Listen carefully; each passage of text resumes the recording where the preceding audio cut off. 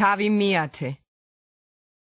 თვითონ მე, პავლე, რომელიც პირისპირ მყოფი თქვენ შორის თავმდაბალი ვარ, ხოლო შორით კადნიერი თქვენს მიმართ, მოგიწოდებთ ქრისტეს სიმშვიდით და სიკეთით.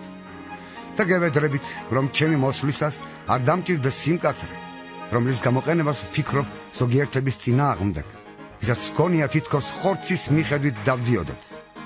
ვინაიდან თუმცა ხორცში დავდივართ, ხორციელად არ ვიბრძვით.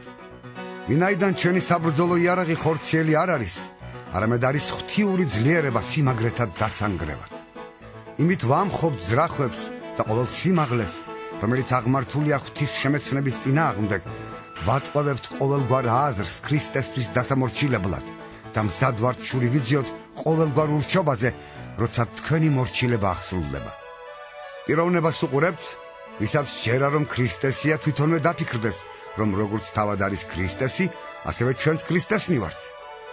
და თუ უფრო მეტად დავიკვეხნით ჩვენი ხელმწიფებით, რომელიც უფალმა მოგვცა აღსაშენებლად და არა თქვენს დასაქცევად, არ შევცხვები. ამიტომ არ მოგეჩვენოთ თითქოს გემუქრებოდეთ წერილებით.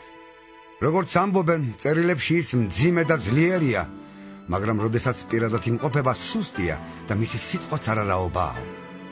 დაიცოდეს ასეთმა, რომ როგორებიც ვართ სიტყვებით წერილებში არ ყოფნისას, ისეთივე ვართ საქმეში თქვენთან ყოფნისას.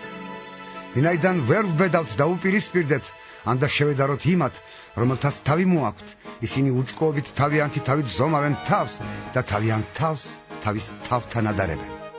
ხოლო ჩვენ ზომაზე მეტად არ დავიკვეხნით, არამედ ზომიერების ფარგლებში, როგორც ღმერთმა გვიტილა და იმ ზომით, რომ თქვენამდე მოვაღწიოთ.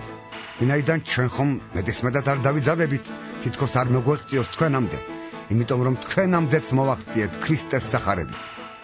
ზომაზე მეტად არ ვიკვეხით სხვისი შრომით, მაგრამ იმედი გვაქვს, რომ თქვენი რწმენის ზრდის კვალობაზე უხვად გავადიდებთ თქვენში ჩვენს ხვედრს, რათა თქვენ სიქითაც ვახაროთ და არ ვიკვეხოთ იმით, რაც უკვე გამზადებულია სხვათა ხვედრში.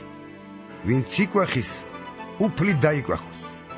ვინაიდან ის კი არ არის მოწონებული, ვინც თავს იქებს, არამედ ვისაც უფალი აქებს.